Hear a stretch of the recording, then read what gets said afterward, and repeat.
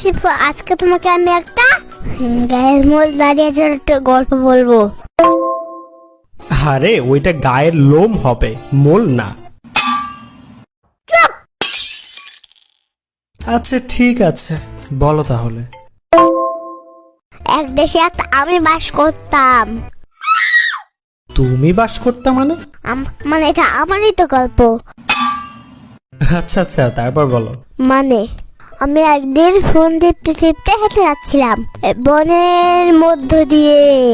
আচ্ছা আচ্ছা, তারপরে বলো। তারপর আমার পাশে একটা পুকুর ছিল। আচ্ছা আচ্ছা, তারপর? হঠাৎ আমার হাত থেকে ফোনটা পড়ে গেল। আচ্ছা আচ্ছা, তারপর? আমার মনটা খুব খারাপ হয়ে গেল, আমার খুব কষ্ট লাগছিল। হাই রে, তারপরে কি হলো? আমার মন খারাপ করে একটা গাছের নিচে বসে পড়লাম। বসে বসে চিন্তা করছিলাম। হঠাৎ তুমিও পুকুরের ভিতরে পড়ে গেলা নাকি? কথা বলতে পাঠ করা লাগলো। একদম বসে না, সে বিরক্ত করে সব সময়। আচ্ছা ঠিক আছে, তারপরে বলো। তারপর আর পুকুরের মধ্যে থেকে একটা পড়া উঠে আসলো। পড়া মানে আবার কি, বুঝলাম না তো।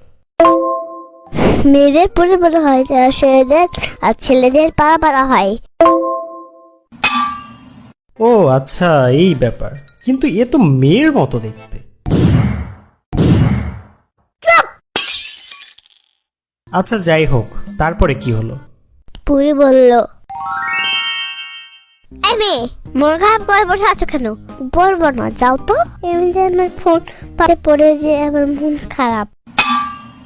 তারপরে পরিশোনা ফোন তুলে বললো, দেখে তোমার ফোন? তারপর আমি বললাম, তুমি কানা? আমার কি চোখের সমস্যা? আমার তো এমনি ফোনে দাও। আমার এমনি ফোনে দাও। আমার তো এমনি ফোন, আমার তো শূন্য ফোন না। আরে বাবা, তারপর? তারপরে পরি বলল, আমি একটু ওয়েট করলাম, পানির ভেতর থেকে আসি। তাই এই কথা বলে পরে ডুব মারলো। আচ্ছা আচ্ছা, তারপর? এসে আমাকে বললো, এই রূপার ফোনটা কি তোমার? পাগল ছাগলকে থাকাস, তোকে দেখে আমি আগেই বললাম যেটা আমার ফোন না, আমাকে যেটা ফোন আমার সেটা এনে দে। তখন পরি মন খারাপ করলো, করে বললো, আপনার মাঝে ব্যবস্থা করতে পারি নাকি দেখি। আমার ফোনটা নিয়ে আসলো, ডুব দিয়ে আমার ফোনটা নিয়ে আসলো। মুনিয়া, এটা কি তোমার ফোন? আমার ফোন আমাকে ফিরিয়ে দাও। পরে আমার ফোন আমাকে হাতে ধরিয়ে দিয়ে পরে আবার ডুব দিতে গেল।